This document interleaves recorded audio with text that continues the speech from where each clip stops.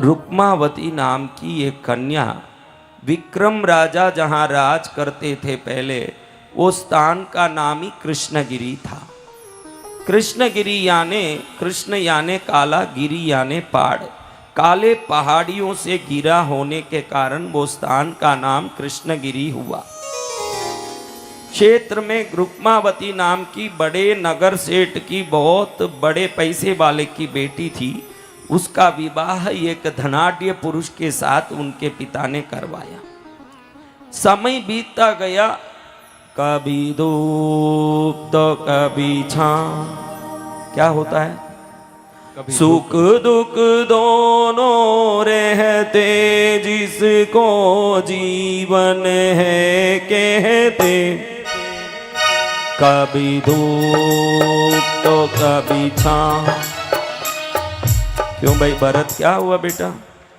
क्या बात है, आज थोड़े हो अलग ही धुन में जा रहे हो? रुक्मावती के शादी के बाद पति को नुकसान हुआ। ऐसा नुकसान का चपेटा हुआ कि बड़ा सा महल गया, गाड़ी घोड़े सेवक सब गए। वो तो गया जो गया, लेकिन पहनने के कपड़े और खाने के बर्तन के भी मोहताज हो गए। इतने दुखी हुए कि खुद का लेन देन का बाकी होने के कारण महल बेचना पड़ा, गहना बेचना पड़ा। फटे कपड़े में पत्नी और पति दोनों को एक झोपड़े में आना पड़ा। 2 बच्चे थे और वो गर्भिणी भी थी। ध्यान रखना, आपकी अगर जवानी में गरीबी हो कोई फर्क नहीं पड़े, और बुढ़ापा में पैसा आ जाए तो गरीबी के बाद आया हुआ पैसा धूप के बाद आए हुए बरसात की तरह आनंद देता है। लेकिन पैसा आने के बाद अगर वो निकल जाए हाथ से, वो आदमी को जो दुख होता है वो अनुभव किया वही जान सकता है। क्योंकि जब पैसा आता है तो जो दुनिया पीछे घूमती है, जैसे ही वो पैसा गया, कल किसी ने बोला ना भैया ने, पैसा बहुत हो तो राम जी, क्या राम जी, पैसा ठीक ठीक हो तो राम, पैसा नहीं है तो रामू, हाँ। तो जैसे ही पैसा जाए वही उसका दुख जाने। रुक्मावती का पति पैसा था जब तक तो पूरी दुनिया को हाजरा हुजूरी करते देखा, और जैसे ही पैसा गया सब जगह उसकी अपमान होने लगी। लोग उंगली दिखा दिखा के बोलने लगे कि देखो ये कंगाल कैसे घूम रहा, बेशरम, ऐसे बोलने लगे। रुक्मावती को भी बड़ा दुख होने लगा मन में और चिंता होने लगा कि क्या होगा। सब जगह अपमान हुआ। छोटे मोटे काम करने गया, नमक बेचने गया, बारिश आई, क्या हुआ? बोलो क्या हुआ? आटा बेचने गया, हवा आई, तूफान आया, क्या हुआ? हाँ, बहुत दुखी हुआ। अब ऐसा नौबत आया कि अब रोटी के लिए अगर आटा है तो रोटी बनाएं तो चौपड़ घी कहां से लाएं? इसलिए उस आटे की पानी डाल के पटोलियाँ बना के नमक से मिला के बच्चों को पिलाते हैं। बच्चे कहते हैं कि माँ ये कब तक पिएंगे, पेट दुखता है हमारा, कुछ खिलाओ। अब खिलाएं तो क्या खिलाएं? बड़ी दुख की बात हुई। एक दिन पति ने कहा, देखो रुक्मावती, यहाँ ना तो हमारे पास इज्जत है न पैसा है, दोनों यहाँ हमारे पास नहीं है। मुझे विदेश जाके 2 वर्ष कमा के आने दो, मैं अच्छे से कमा के आ जाऊंगा, फिर हमारी इज्जत शोहरत सब आ जाएगी वापस। आपका पति बोले विदेश जाना है, परमिशन दो, तो आप क्या बोलोगी बहनों? बोलो बोलो, जोर से बोलो। हाँ, क्या बोलोगी बहनों? हाँ ना, कुछ तो बोलो। यहाँ ऐसी बोल रही हो, तुम तो सीधा पूछोगी कि उधर महीने पगार कितना मिलेगा? वो बोले 5 लाख, तो इधर 15,000 ही मिल रहा, जाओ जाओ करो, अच्छे से पैसा भेज देना, बराबर चेक भेज देना, और मोबाइल चार्ज करते रहना, मेरे सहेलियों से बातें करती रहूंगी, मेरा टाइम पास होगा। आप ही बोलो बहनों, क्या आप अब घड़ी घड़ी मोबाइल ढूंढती हो कि पति को ढूंढती हो? आप ही बोलो तो। हाँ, तो ये बहुत रोकती है कि मत जाओ, मैं नहीं रह सकती, मत जाओ मत जाओ। लेकिन पति जिद्दी करके निकल गया, मैं जाके कमा के ही आऊंगा, वो निकल गया। विडंबना ये है कि रुक्मावती इसी नगर की नगर सेठ की बेटी थी। सेठ साहब पिता तो मर गए लेकिन भाई तो जिंदा था। लेकिन ध्यान रखना मेरी बहनों, आपका पियर जब तक कि रोशन होता है, जब तक माँ बाप जिंदे होते हैं, आपको अनुभव हो गया होगा। किस किस को अनुभव हो रहा है वो हाथ ऊंचा करो। देखो सब बहनों को अनुभव हो गया कि जब तक माता पिता हैं तब तक पियर है, बाद में तो भाई है, भाभी को तो नमस्कार। सब बहनें सिर हिला रही, बहुत अनुभवी बहनें। इंदौर में इतना अनुभव होगा मैंने सोचा भी नहीं था, ज्यादा ही अनुभव हो गया बहनों को। अब रुक्मावती का बड़ा भाई है ऋषभ दत्त। ऋषभ दत्त के पास बहुत पैसा है, सेठ है, उसको मालूम है मेरी बहन कंगाल है, कौन किसको इस जमाने में सहयोग करे भाई। एक दिन ऋषभ दत्त भोजन कर रहा है तो उसकी पत्नी ने बोला, देखो जी आप पैसे वाले हो, खूब पैसा है, नगर सेठ हो आप, राजा के बराबर आपके पास संपत्ति है, लेकिन जब तक दुनिया के लोग आपके तलवे नहीं चाटे फिर ये पैसे का क्या मजा है, क्या मजा है। कुछ ऐसा काम करो कि दुनिया के लोग आपकी तारीफ करें, फिर मजा आएगा, मजा आएगा। तो ऋषभ दत्त कहता है फिर तो हम एक प्याऊ बना देते हैं, लोगों को काम आएगा, सब तारीफ करेंगे। अरे आप मूर्ख हो, उससे तो लोगों का भला होगा, अपना क्या होगा, अपना कुछ हो ऐसे सोचो, कुआं खोद दें, अरे उससे भी लोगों का भला होगा। हमको लोगों का भला नहीं करना, अपना नाम करना है, करना है, करना है। दान वही फलित होगा जो सामने किसी का कल्याण करता हो, नाम के लिए किया गया दान कभी फलित नहीं होगा। जय गुरुदेव। तो ऋषभ दत्त को पत्नी आइडिया देने लगी, देखो छोटे में बड़ा काम, 3 दिन का भोजन रखो अपने नगर में, सबके लिए भोजन रखो, सबको बोल दो घर में आए हुए अतिथि मेहमान सब हमारे यहीं भोजन करें और भरपूर भोजन करें। और 3 दिन ऐसे थाली टाट पाट और जोरदार से 56 भोग जिमाओ, लोग खुश भी होंगे और हमारा नाम भी होगा। और चांदी की थाल बनवाओ, पाटे बनवाओ, दुनिया जब हमारा वैभव देखेगी तो दंग रहेगी।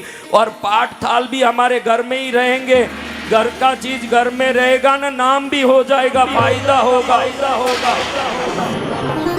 पति को तो जचा नहीं जचा लेकिन मानना ही पड़ा। क्यों बोलो बहन, क्यों बोलो?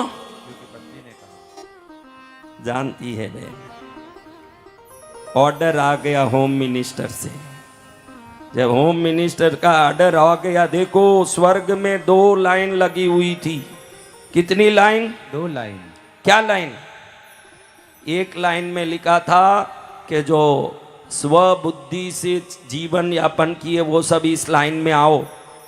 दूसरे लाइन में लिखा है कि जो पत्नी के कहने पर चले वो सब इस लाइन में आओ। ये सेकंड वाली लाइन में लाखों की भीड़ लगी है। कितने? लाखों। वो कौन सी लाइन है बोलो? पत्नी के कहने मानने वाली। बोलो जोर से बोलो ना, तुम क्यों डरते हो? तुम्हारी पत्नी यहाँ थोड़ी है, अच्छे से ही बोलो। उसको बोलने में भी डरोगे तो वो तो देखती होगी, लाइव में घर जाओ देखो तुम्हारा क्या होता है। बोलो जोर से। लंबी लाइन लगी होती है जो पत्नी का कहना मानते हैं उनकी, और इस लाइन में एक ही आदमी खड़ा। कौन सा लाइन? जो स्वबुद्धि से काम करता है, जो स्वबुद्धि से काम करे। मैंने सोचा एक तो खड़ा है, इसका हम साधुवाद दें, अनुमोदना करें। मैंने कहा भैया कंग्रेचुलेशंस, आपने अपनी बुद्धि से जीवन चलाया। वो बोलता है साहब आप हाथ जोड़ता हूँ, मेरी यूँ प्रशंसा मत करिए। अरे तूने एक अच्छा काम किया, तू राणा प्रताप है, तेरा मैं गुणगान नहीं करूँगा तो किसका करूँगा भाई? तू बहुत अच्छा काम किया, मैं तारीफ करूँ। साहब ऐसा मत बोलिए, इसमें भी एक कारण है। अरे इसमें क्या कारण है भाई? अरे मेरी पत्नी ने ही धरती में जब तक मैं जिंदा था बोला था कि जहाँ ज़्यादा लंबा लाइन हो वहाँ नहीं खड़ना चाहिए। उसके कहने पर ही मैं इस लाइन में खड़ा हुआ। ये भी कैसा देखो, एक भी बचा नहीं। ये एक भी कौन है? ये जो एक है वो भी कौन है? पत्नी का कहने मानने वाला। तो यही है, ऋषभ दत्त भी मान लिया कि पत्नी कह रही है तो अपने को मानना है। अगले हफ्ते गुरुवार, शुक्रवार, शनिवार 3 दिन के लिए पूरे गांव को भोजन, पूरे नगर को भोजन, 56 भोग, सबको आमंत्रित करो। बड़े बड़े रसोइये बुलाए गए, बड़े बड़े मंडप सजाए गए, खूब बड़ी व्यवस्था हो रही। चांदी की थालियां बन रही है, चांदी के पाट बन रहे हैं, ग्लास कटोरी बन रही है। बहुत धूम से जगह जगह से रसोई आ रहे हैं, घर घर में डंडोरा पिट रहा है। सुनो सुनो नगरवासियों, नगर सेठ ऋषभ दत्त के घर में गुरुवार, शुक्रवार, शनिवार 3 दिन के लिए नगर भोज का आयोजन किया गया है। आप सब सादर सपरिवार आमंत्रित है। आपके घर में कोई मेहमान आए उनको भी लाएं, और कोई बुजुर्ग हो ना आ सके तो उनके लिए टिफिन ले जाएं। सब व्यवस्था है, हाजिर है, हाजिर है, हाजिर है। सब जगह डंडोरा पीटने वालों को भाभी ने पहले ही कह दिया था कि एक झोपड़े के सामने डंडोरा नहीं पीटना। वो कौन सा घर भाई, बोलो? ननंद का घर। ननंद का घर, रुक्मावती का घर। वो 2 बच्चे, तीसरे भी बच्चा हो गया पेट वाला, वो भी हो गया। 3 बच्चे छोटे छोटे देख रहे हैं कि मामा के घर में भोजन हो रहा है, जगह जगह डंडोरा पिट रहा है। हमारे घर के सामने आमंत्रण नहीं आया। बच्चे कह रहे एक दूसरे को कि मामा हैं, वो सोचे होंगे कि बहन को क्या आमंत्रण देना। भैया कचौरी बन रही है, जलेबी बन रही है, पूड़ी सब्जियां बन रही है, खीर बन रहा है, बालूशाही बन रही है, इमरती बन रही है। हमने तो कभी देखा ही नहीं है क्या होता है, ये क्या चीज होती है, हमने तो कभी देखा नहीं। भैया इस बार मामा के घर खाएंगे। अंदर बैठ के रुक्मावती रो रही है। रुक्मावती कह रही है कि मेरे भाई ने मुझे नहीं बुलाया, हाय रे धन, धन के कारण मुझे नहीं बुलाया। अगर मैं धनवान होती तो आज स्वागत करके बुलाता। आज मेरे पास धन नहीं है, इसलिए मेरा इज्जत भी नहीं है। पैसों खातिर परमेश्वर रो सो सोगन खावे रे। पैसों नहीं तो पत्नी भी पति ने नहीं चावे रे, के पैसों प्यारो रे, पैसों प्यारो रे, दुनिया में लागे मोहन गारो रे, के पैसों प्यारो रे। अब बड़ी रो रही है तो बच्चे आके कह रहे माँ माँ, मामा के घर में भोजन हो रहा, हम सब चलेंगे ना माँ? बेटा वहां आमंत्रण नहीं आया, हम नहीं जाएंगे। अरे हमारे मामा हैं, वो क्या आमंत्रण देंगे, अपना घर है, चलो। जिंदगी भर कब तक पटोलिया पिएंगे, जाके 56 भोग खा के आएंगे, एक बार तो मुझे खाने दो कुछ। नहीं बेटा आमंत्रण नहीं आया, भले ही सगा भाई क्यों ना हो, जहां आदर नहीं हो वहां पैर रखना नहीं चाहिए। बच्चे बोल रहे माँ हमारा खाने का एक ही मौका, उसको मत बिगाड़ो। तुम नहीं चलोगी तो भी हम जाएंगे, तुम गुपचुप साथ चलो, क्योंकि एक बार हमको भोजन कर लेने दो। अब रुक्मावती सोचती है कि पूरा गांव जा रहा है तो मैं भी गांव में एक सोच के चली जाऊं तो कौन सा फर्क पड़े, भले ही भाई न हो, रिश्ता ना हो, पूरे गांव का आमंत्रण है, मैं भी चले जाऊं, उसमें क्या फर्क पड़े। गुरुवार का दिन आया, पूरे गांव में सजावट हुई है, जगह जगह केले के झाड़ बंधे हैं, आम के पत्तों का तोरण, फूल का तोरण, पूरे रास्ते में गुलाब जल छंटा है ताकि ठंडा रहे रास्ता पथिकों के लिए, यात्रियों के लिए, भक्तों के लिए और आने वाले भोजनकर्ताओं के लिए एकदम ठंडी व्यवस्था। संतों के लिए अलग ही भोजन पंक्ति, अलग सेठों के लिए अलग ही भोजन पंक्ति, व्यापारियों के लिए अलग भोजन पंक्ति, महिलाओं के लिए अलग ही भोजन पंक्ति। सब सुबह सुबह बैठ के खा रहे हैं। बच्चों को लेके 3 बच्चों को माँ रुक्मावती पहुंची, गुपचुप एक किनारे जाके बैठी। भोजन देखो तो हे प्रभु, कितने भोजन, बोलो कितना भोजन, अरे बोलो ना कितना भोजन। 56 भोग। हाँ क्या 56, क्या 56 भोग? के केसरी बर्फी कलाकंद रबड़ी पेड़ा इमरती बालू शाही लड्डू बुंदिया रस पेड़ा रसगुल्ला मोती पाक रसगुल्लाई गुलाब जामुन शक्कर बाड़ा घेवर न्यारा न्यारा दाल मोट पकौड़ी कचौड़ी भुजिया पापड़ चिबड़ो बड़ी राबड़ी साग सांगरी को बाजरी को खिचड़ो रायता में जीरा को तड़को पीवो मार सबको आम अमरूद अंगूर अनानस फणस अनार दरिया केला सेब पपीता चीकू संतरा ने मौसम्बी रसदार दरिया काकड़िया ने लाल मतीरा खर्चो माकर गिरा बादाम पिस्ता ने नौजा कुरमानी गोपरा ने चुवारा लेवो जीम छूटने आचमन करने थोड़ो सो आराम लेवो सौंपी इलायची हाजिर करती साग मिश्री दर्दी तोड़ो ना करियो पान चबावो जीमो जी भोग लगाओ पूरे 56 भोग। चांदी की थाली चमक रही है, चेहरा देखो तो दर्पण से भी और स्पष्ट, एकदम नई थाली, गरम गरम नाश्ता, तमिलनाडु का पोंगल, चटनी, इडली, बड़ा, ब्यावर की फीनी, जोधपुर की मेवा कचौरी, तिलपट्टी, जलेबी, दूध, सब गरम गरम, केसर डाला हुआ, सुगंध, थाली यहाँ है तो 50 कोस दूर जा रहा है सुगंध, सब खा रहे हैं। ये एक कोने में बैठी, शायद भाई आए करें और देख लें तो मुश्किल है, कोने में बैठी, इतने में भाई आ ही गया, सबको नमस्कार करते, क्योंकि उसको दिखाने के लिए करना था। इतनी बड़ी बड़ी अंगूठियां, उंगली से भी बड़े बड़े कंकर वाली अंगूठियां पहन के लोग जो नीचे बैठ के खा रहे हैं, अपना हाथ उनके मुंह पर लिजा के बोल रहा है जय श्री राम जय श्री राम जय श्री राम। अगर ऐसे करेगा तो अंगूठी दिखेगी नहीं ना भाई, अंगूठी तो दिखाना है, इसलिए उनके मुंह के सामने हाथ ले जाके बोल रहा है जय राम जी की जय राम जी की। अब दिखाते दिखाते चलते आए, दूर में नजर आ गया कि बहन बेटी है, कंगाल, एकदम फटे कपड़े, गंदे शरीर, मेले, उसके 3 पतले कुचले बच्चे। देखते ही आंख लाल हो गया कि नालायकिन यहाँ मेरा अपमान करने आई है, इसको निकालो यहाँ से, निकालो यहाँ से, निकालो यहाँ से। बड़ा गुस्सा आया, जोर से उसको डांटा, नालायकिन, जब मैंने पहले ही बोल दिया कि तेरे घर के सामने ना आमंत्रण नहीं देना, और बिना आमंत्रण आई, तुझे शर्म नहीं आई, शर्म नहीं आई। सुनते ही वो घबरा गई, उठ गई, बच्चे दबादब मुंह में कुछ चबा रहे थे, उठ के निकल गए तीनों बाहर, डर के मारे। बाहर आते आते रोते घर में आई, बैठी, एकदम जोर जोर से रोती है।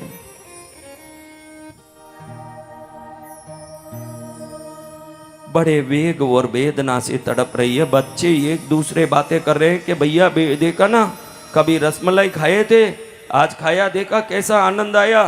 अरे रसमलाई की क्या बात करते हो भैया, गुलाब जामुन के अंदर कैसे पिस्ता रखा, किसने रखा, कैसे रखा, कैसे अंदर पिस्ता गया कुछ पता नहीं, बढ़िया पिस्ता वाला रसगुल्ला, गुलाब जामुन, बारे भैया।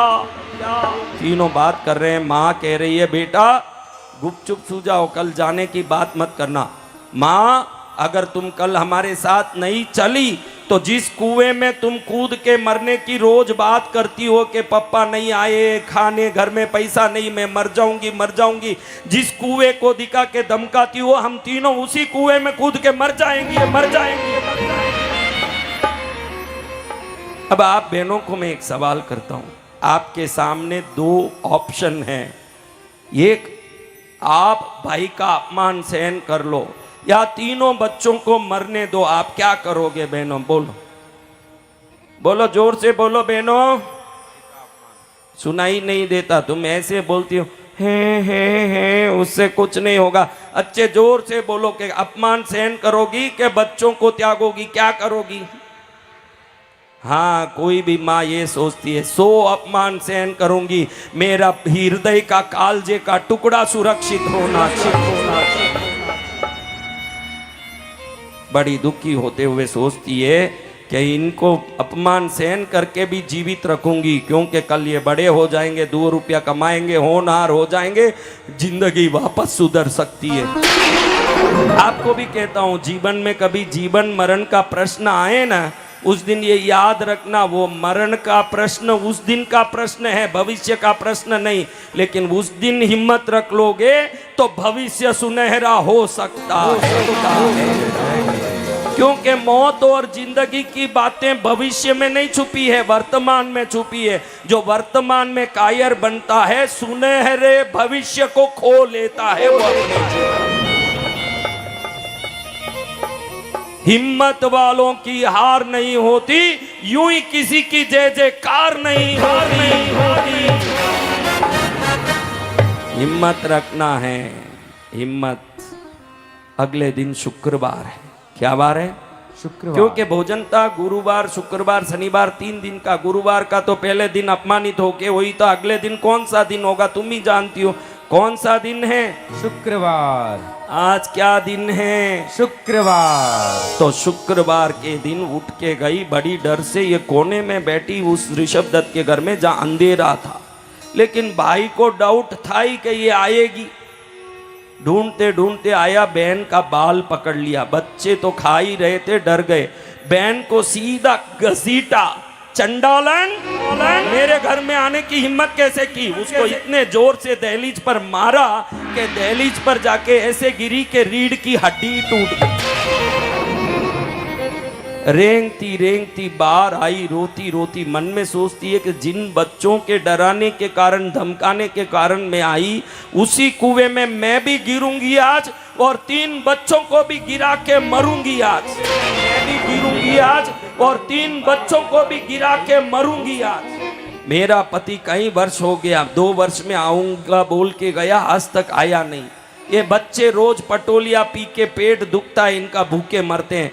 ऐसी जिंदगी से अच्छा है कि मर जाऊं मैं।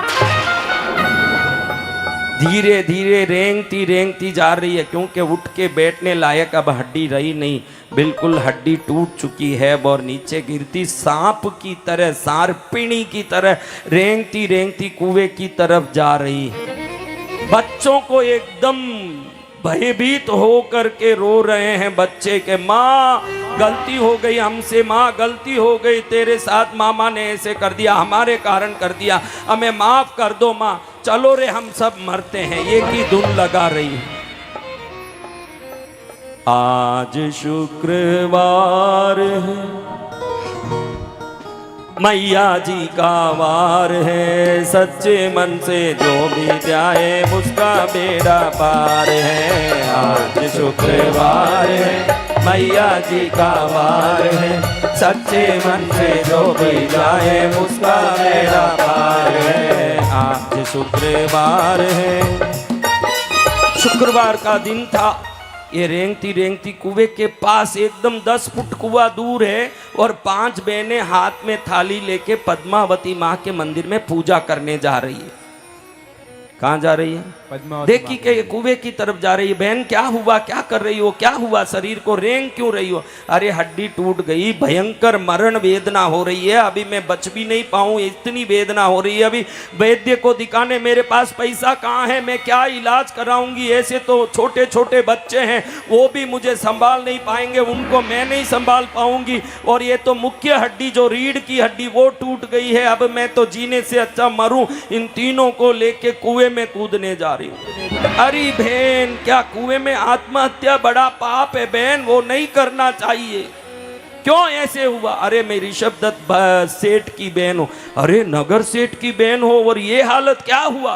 पूरी कहानी सुन के वो बहनें कहती, अरे तुम कृष्णगिरी में रहती हो, यहाँ माँ पद्मावती का मंदिर है, कभी गई नहीं?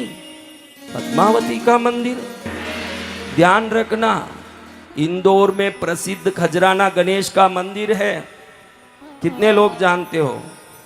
इंदौर में प्रसिद्ध रंजीत हनुमान का मंदिर है, कितने लोग जानते हो?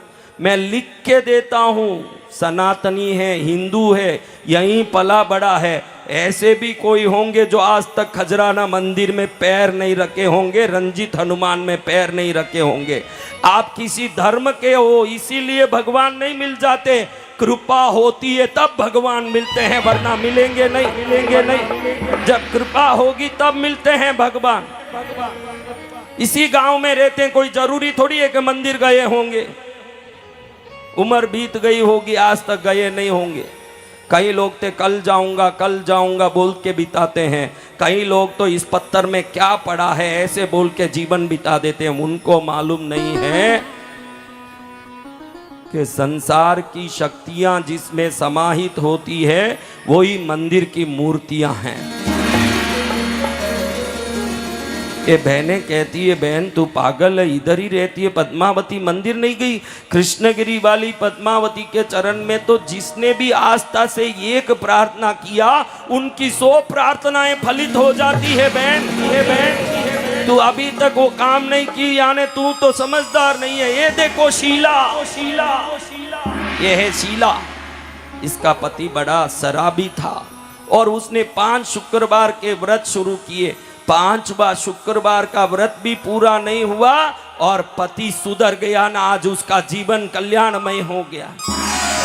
ये देखो रमा, पुत्र नहीं था इसलिए सासू ताने मारती थी, ये भी तेरे जैसे मरने तैयार हुई। और हम लोगों ने इसको समझाया कि शुक्रवार का व्रत करो, कृष्णगिरी पद्मावती का दर्शन करो।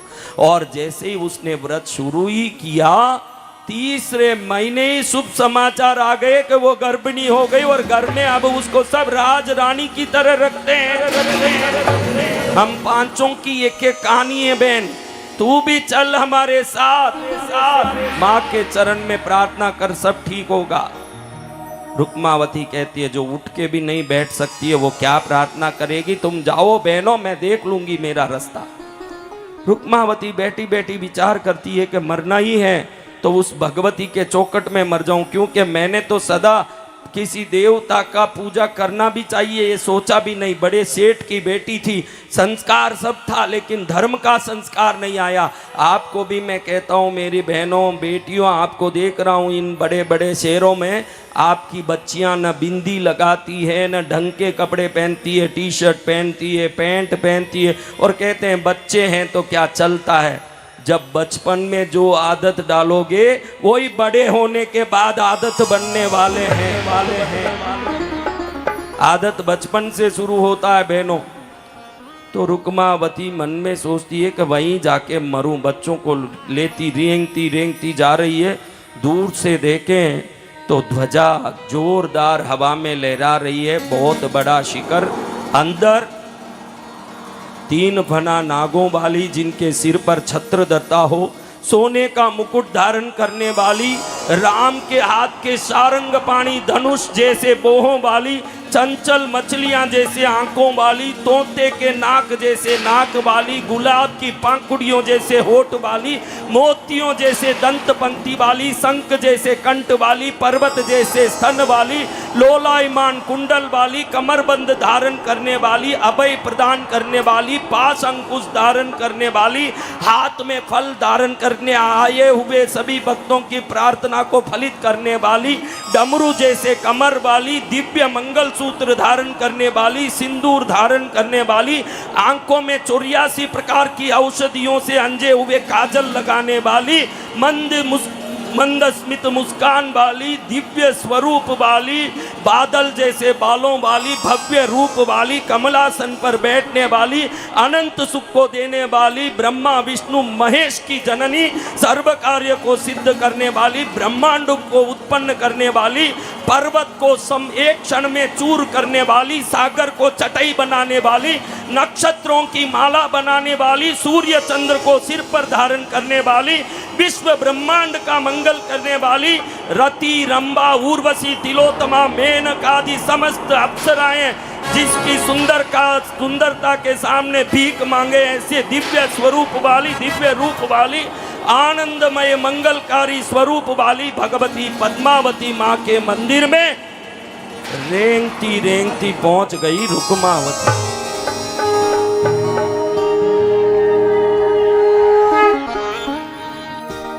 अंदर माँ को देख के सोचती है मर जाऊंगी, जिंदगी में क्या पड़ा है। एकदम दुखी होकर के सोचती है कि सिर फोड़ूं। सीढ़ियों से देख रही है कि भगवती का विग्रह उसको देख के हंस रहा है। आओ आओ संसार के सभी प्राणियों मेरे पास आओ, संसार भी मैंने ही बनाया है, तुमको भी मैंने ही बनाया है। मेरी जिम्मेदारी है कि तुम सबको सुख दूं, तुम चिंता मत करो, मैं हूं तुम्हारे हूं। संसार को दिव्य संदेश देने वाली भगवती जगदम्बिका महामाया पराशक्ति बैठ के आशीर्वाद दे रही है। रुक्मावती सोच रही है कि यहीं प्राण त्यागूं। सिर जोर से पटकने लगी और जोर जोर से पटकने के कारण सिर फूटा सिर से खून बहने लगा और जैसे ही खून बहने लगा बेहोशी आने लगी और जैसे ही वो बेहोश होने लगी उस प्रतिमा से खड़खड़ाती बिजली निकलने लगी और वो बिजली से माँ पद्मावती अंदर से प्रकट होके बाहर प्रत्यक्ष होके रुक्मावती के सामने खड़ी।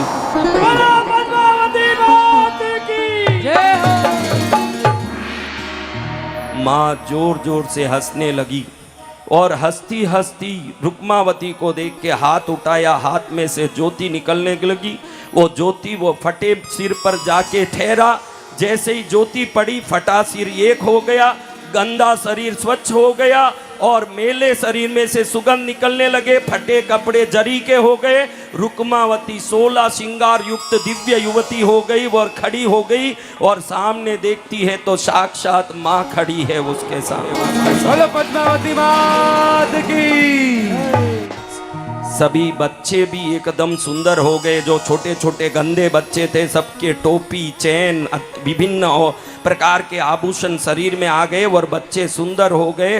बच्चे जैसे किसी सेठ के बच्चे जैसे रूपमान हो गए। रुक्मावती कहती है माँ, और माँ कहती है रुक्मावती तुमने मेरे मंदिर में कभी पैर तक नहीं रखा, न कभी एक बार आके दर्शन तक नहीं किया। हिम्मत कैसे हुई तुमको मेरे मंदिर में आके प्राण त्यागने की? लेकिन आज तुम्हारे सामने मैं प्रकट इसलिए हुई, दुनिया को मालूम पड़ना चाहिए कि 33 कोटि देवता भक्ति के बाद आशीर्वाद देते हैं। ये पद्मावती नास्तिक को भी आशीर्वाद देने की ताकत रखती है। ये पद्मावती जगदम्बिका है जो नास्तिकों को भी आशीर्वाद दे सकती है। पद्मावती जगदम्बिका। दुनिया को मालूम पड़ना चाहिए कि पद्मावती वो शक्ति है जो अवांछनीय तत्व को भी वांछनीय फल प्रदान करती है। जा मेरा आशीर्वाद है, पैसे वालों कोई पैसे का अधिकार नहीं है। मैं जिस पर प्रसन्न हो जाती हूँ वो सब माला माल होते हैं संसार। इसलिए आज से तू भी रानी होगी। जिस जगह तेरा झोपड़ा था वहाँ 7 मंजिला महल होगा और हर मंजिल में 10,000 कमरे होंगे। कुल 70,000 कमरों की तुम मालकिन होगी और 7 लाख रथें और 14 लाख घोड़े उस रथ में गूंथे होंगे। 7 लाख नाग कन्याएं तब जब तक तुम जीवित हो तुम्हारी सेविकाएं बन के सेवा करेगी। दुनिया को मालूम पड़ना चाहिए कि जो पद्मावती का चरण पकड़ लेते हैं वो रंक भी राजा हो जाते हैं।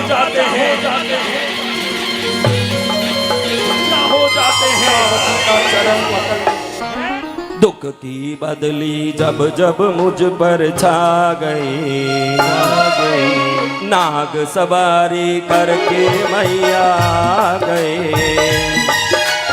दुख की बदली जब जब मुझ पर छा गई, नाग सवारी करके मैया आ गई। ओ आ गई, वो आ गई, वो आ गई मेरी माँ। दुख की बदली जब जब मुझ पर छा गई, नाग सवारी करके मैया आ गई।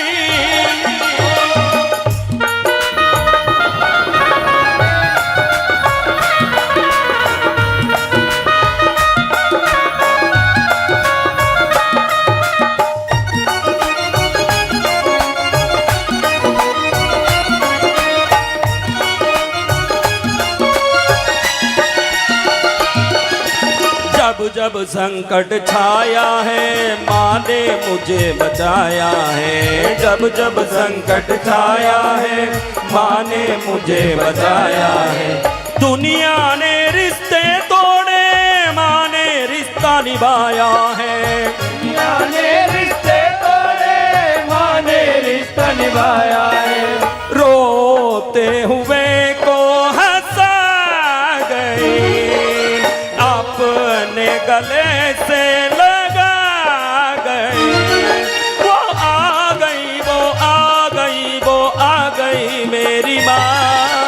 दुख की बदली जब जब मुझ पर छा गई, नाग सवारी करके मैया गई। दुर्गा सप्तशती की छठी अध्याय की पद्मावती ने एक क्षण में उसको निहाल किया जो कभी उनके मंदिर में पैर तक नहीं रखी थी।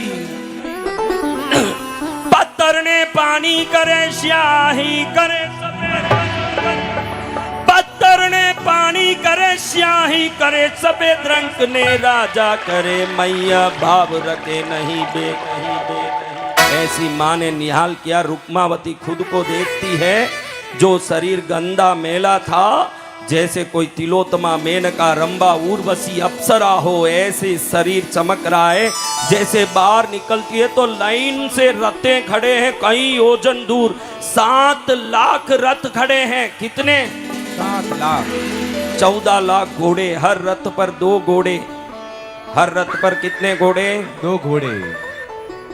कहीं जगह हो तो बैठा हो या बैठ जाओ, गेट के पास भी बैठ जाओ। आप लोग बैठ जाओ, वहीं खड़े मत रहो, पीछे वालों को दिखेगा। थोड़े गेट के पास वाले बैठ जाओ, वहीं बैठ जाइए।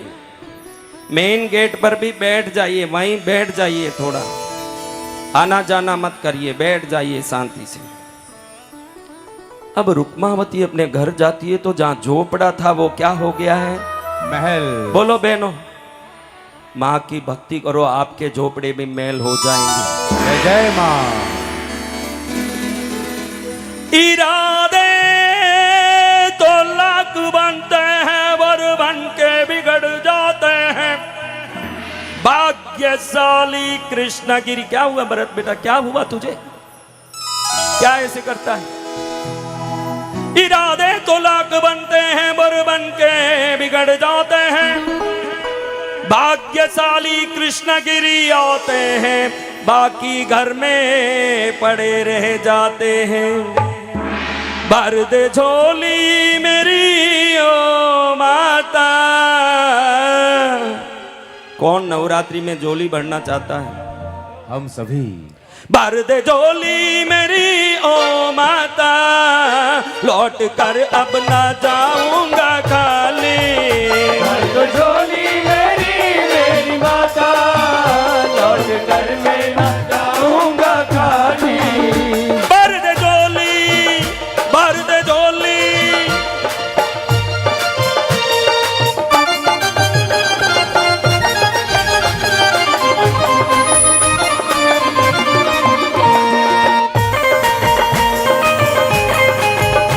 बोलो पद्मावती मात की। अब जहां झोपड़ा खड़ा था वहां महल खड़ा है। क्या खड़ा है? महल। महल भी कैसा? 7 मंजिला। गांव के राजा विक्रम का भी महल नहीं, 70,000 कमरों वाला महल। कैसा महल? 70,000 कमरों वाला महल। देखते ही एकदम रुक्मावती दंग रह गई। अगर तुम्हारा कृष्णगिरी में दरबार नहीं होता, ये बेड़ा गरीबों का कभी पार नहीं होता। ये बेड़ा गरीबों का कभी पार नहीं होता। अगर तुम्हारा कृष्णगिरी में दरबार नहीं होता, अगर तुम्हारा कृष्णगिरी में दरबार नहीं। देखो भाई, सीधी बात, जिन जिन को कृष्णगिरी के कारण कल्याण हुआ वो सब हाथ ऊंचा करो। देखो इतने लोग हैं, भरे पड़े हैं, दरबार में भरे हैं, बजाओ ताली। अब वो अंदर जाना चाहती है, अंदर नहीं जा पा रही है, क्योंकि अंदर हर कमरे में हीरे पन्ने भरे हैं। क्या भरे हैं? हीरे पन्ने। अब जाएं कैसे? बाहर 7 लाख सेविकाएं खड़ी है, रानी रानी हुजूर हुजूर करते हैं, सबको आदेश देती है, सब कुछ कमरे खाली करो, मुझे रहना है।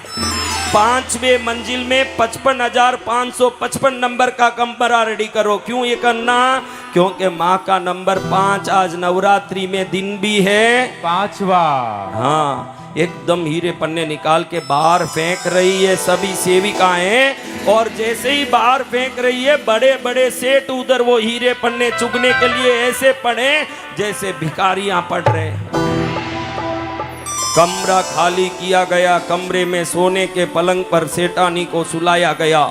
पानी प्यास लगी, पानी लाओ। अब एक पानी ला रही है एकदम छान के, 25 बार इलायची डाल के छाना, 25 बार लवंग डाल के छाना, 25 बार तार मिश्री डाल के छाना। फिर धीरे से एक सेविका गले सहला रही है, क्योंकि रानी है, कहीं गले में पानी अटक न जाए। धीरे से पानी पी रही है, लेकिन ये समाचार कहाँ पहुंच गया कि भाई रुक्मावती बहुत बड़ी सेठानी, 70,000 कमरे भर के हीरे पन्ने हो गए। कहाँ समाचार पहुंच गया बताओ? तुम लोगों को पिक्चर देख देख के क्लाइमैक्स क्या होता है पहले ही मालूम पड़ चुका है। इतनी होशियार हो तुम सब। हाँ, ऋषभ दत्त के बाद हाँ, ऋषभ दत्त को पहुंच गया कि गांव के राजा से भी बड़ी पैसे वाले हो गई। भाभी कहती है, यानी ऋषभ दत्त की पत्नी, कि कल शनिवार को अगर ये अपने घर में वीआईपी गेस्ट बन के आ जाएं तो राजा भी अपना हो जाएगा। इतनी पावरफुल हो गई, इसको कैसे भी लाओ, पकड़ लाओ। भाई कहता वो कहाँ से आएगी, वो तो आज मेरे से लात खा के गई है, रीढ़ की हड्डी टूटी। पद्मावती देवी प्रसन्न होके वरदान दे दी, इसलिए अभी ये हुई है, मेरे पास नहीं आएगी। बड़ी यूं अपने गुस्से में तिलती होगी। ननंद बोलती है कि नहीं आऊंगी। ऐसे सुनते ही भाभी बोलती है कि क्यों नहीं आएगी, मैं जानती हूँ भाई के प्रेम के सामने बहन हरदम झुकती है और झुक जाएगी। जाओ बुलाओ बुलाओ। भाई धीरे से जाता है, उतरता है रथ में तो बाहर खड़ी हुई सेविकाएं कहती है कौन हो, क्यों आए हो? अरे मैं रुक्मावती का भाई हूँ, मुझे अंदर छोड़ो। अरे सुबह से कई भिखारी तुम जैसे आ गए भाई बन के, जाओ यहाँ से, जाओ यहाँ से। बड़ी मुश्किल से अंदर जाता है, देखे तो बहन सोई हुई है। क्या ठाठ क्या पाठ, हाथ जोड़ के बहन याद है मुझे, आओ भैया, आपको कौन भूल सकते हैं, बैठिए, क्या बात है? कल अपने घर में जो भोजन है तीसरे दिन का, हमारी इच्छा है कि उसमें तुम मुख्य अतिथि बनो। तुम्हारे बगैर तुम्हारी भाभी रो रही है कि मेरी ननंद क्यों नहीं आ रही, ननंद क्यों नहीं आ रही है, ये चिंता कर रही है। तुम पहुंचो। जरूर आऊंगी भैया, कल मैं आऊंगी, अवश्य आऊंगी। अगले दिन हुआ, घोड़े पर गूंते हुए रथ में बैठ करके रुक्मावती जा रही है। आगे 1 लाख रथ, पीछे 1 लाख रथ, और 5 लाख रथ तो घर के पास ही खड़े हैं। 2 लाख रथ निकल रहे हैं। जाओ तो स्वयं भाभी बाहर खड़ी है, ननंद जी आ गए।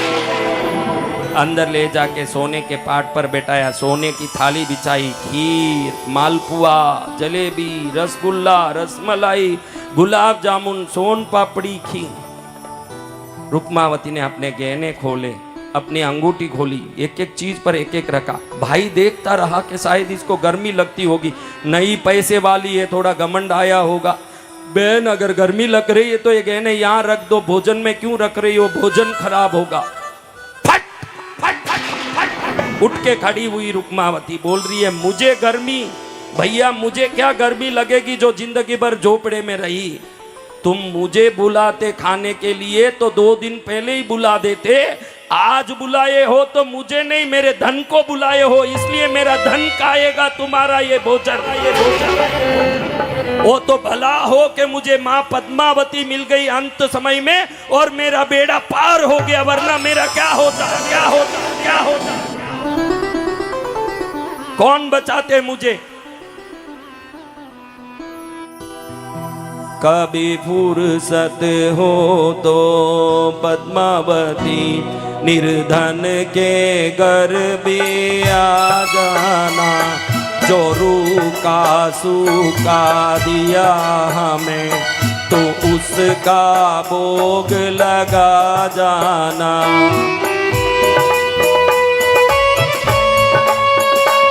अब इतनी बड़ी सेठानी का तेवर देख के भाई डर गया। क्षमा करो बहन, गलती हो गई, क्षमा करो, हमने गलती की, पैसे के घमंड में हमने तेरी इज्जत नहीं की। लेकिन अब हम समझ गए कि जिसके पास पद्मावती की कृपा होगी उसको संसार में कोई नहीं हरा सकता। ये बात कर ही रहे हैं, उसी समय 12 साल पहले 2 साल के लिए बोल के गया हुआ पति रुक्मावती को ढूंढते ढूंढते वापस पहुंच गया। पति पत्नी परिवार भाई बहन सब वहां खड़े हैं। उसी समय मां पद्मावती वहां प्रकट हुई। पद्मावती मां उन भक्तों को सामने दर्शन देती हुई कहती है, मेरे भक्तों, जाने अनजाने में तुमने जो भी गलती की सबको मैं क्षमा करती हूँ। तुम रुक्मावती, तुम्हारी इस गरीबी की अंत की कथा को जो भी शुक्रवार के दिन याद करेगा और जो बोलेगा कि माँ रुक्मावती पर जैसी कृपा की मुझ पर भी करो, ऐसे जो 5 शुक्रवार 16 शुक्रवार बोल के जो भी मेरी व्रत करेंगे, निश्चित रुक्मावती की तरह वो भी आशीर्वाद मेरे से प्राप्त। जय जय। जिस जगह रुक्मावती को माँ ने प्रत्यक्ष दर्शन दिया, जहाँ जो मंदिर था, उस मंदिर के बारे में मुझे बहुत सपने आते थे। नाग दिखाई देते थे, घड़ी घड़ी बोलते थे कि इधर आओ इधर आओ इधर आओ। मैं ऐसे सोचता कि कहाँ है ये मंदिर। बाद में एक दिन वो दोनों नागों ने वो स्थान बताया मुझे सपने में, जहाँ मैं गया वहाँ उस मंदिर को और वो नाग बिल को मैंने पाया। माँ के आदेश अनुसार फिर मैं हिमालय गया, विंध्याचल काशी में कुछ साधनाएं की। उसके बाद माँ ने उस स्थान में अपनी स्थापना की कथा बताई और वो जगह वापस पुनर्जीवित हुआ जो पहले रुक्मावती को माँ पद्मावती ने दर्शन दिया था। आज जिस जगह रुक्मावती को पद्मावती ने दर्शन दिया था, वही जगह पर ये माँ का मंदिर है, जहाँ कृष्णगिरी शक्तिपीठ में पद्मावती माँ का दिव्य स्थान माना जाता है। जहाँ नाग का वो बिल है जिसमें 40 बड़े बड़े जीवित नाग रहते हैं और परिसर में घूमते हैं। इन नागों की शक्ति इतनी है कि इस नाग बिल के सामने कोई प्रार्थना कर ले, उसकी प्रार्थना आज तक तो निष्फल नहीं हुई न कल भी निष्फल होने वाली नहीं। आपको भी श्रद्धा हो तो सामने स्टॉल बनी हुई है, उल्लू के पंडाल के आगे कार्यालय है। एक माँ पद्मावती का फोटो ले जाके घर में रख के उसकी पूजा करके देखो। एक पलड़े में सभी देवता को रखो न, एक पलड़े में पद्मावती को रखो। इतनी शक्तिशाली माँ पद्मावती, गरीब को रानी बनाने वाली, रंक को राजा बनाने वाली, रोगी को निरोगी बनाने वाली, दुखी को सुखी बनाने वाली, आप सबको सुखी कर देगी। ऐसे कृष्णगिरी वाली पद्मावती का शुक्रवार के दिन में विशेष पूजा होता। देखो मेरे भक्तों, हजारों के तांता में आए हैं पद्मावती और मुझ पर इतनी श्रद्धा रखते हैं। किसी भी कार्यक्रम में आते हैं, मेरे पास सामने नहीं आते, मेरे से बोलते नहीं, मुझसे मिलते नहीं, बात तक नहीं करते। आज तक इतने हजार लोग जो दूर दूर से अमेरिका से भी आए हैं, लंदन से भी आए हैं, नेपाल से भी आए हैं, सिंगापुर, मलेशिया, हांगकांग, कोई एक भी मुझे मिलने आया क्या? नहीं। एक भी बात करने आया? नहीं। किसी ने देखा कि कोई भक्त मेरे यहाँ आके बात कर रहा है? नहीं। क्योंकि उनको मालूम है कि भक्ति करेंगे तो शक्ति स्वयं ही आएगी। इतने अनुशासित भक्त किसी विश्व में किसी संत के नहीं होंगे। हजारों के ताते में आए, एक भी मिलने नहीं आते। उनको मालूम है कि जब गुरुदेव को जो करना खुद ही करेंगे, हमको क्यों वहां जाके खड़े होना। ये भक्तों की भक्ति, ये भक्तों का प्यार, ये भक्तों की शक्ति, यही कृष्णगिरी की पूंजी है। जो कृष्णगिरी बेंगलुरु से 90 किलोमीटर दूर और चेन्नई से 265 किलोमीटर दूर, जहां नागराज का विशेष पर्चा है। मैंने 2004 में एक साधना की थी। पहले माँ का ये प्राचीन मंदिर ही था, लेकिन मैं जब 2004 में 240 दिन की मौन साधना किया, उस मौन साधना के समय माँ ने अपने 23 रूप में मुझे आज्ञा चक्र में दर्शन दिए। जिन जिन 23 रूप को मैंने देखा, वो 23 रूपों के मंदिर बनाए जो 2 करोड़ कांच के टुकड़ों से और शुद्ध सोने से बना हुआ मंदिर है, जो गिनीज वर्ल्ड बुक में विश्व का सबसे बड़ा कांच के मंदिर के रूप में 2 करोड़ कांच के टुकड़ों से बना भव्य मंदिर है। अब वहाँ 421 फुट ऊंचा भव्य मंदिर भी बन रहा है। ऐसे निर्माणाधीन भव्य कृष्णगिरी शक्तिपीठ में जो भी आया, आज तक तो खाली नहीं गया, ना आगे भी खाली जाने वाला नहीं।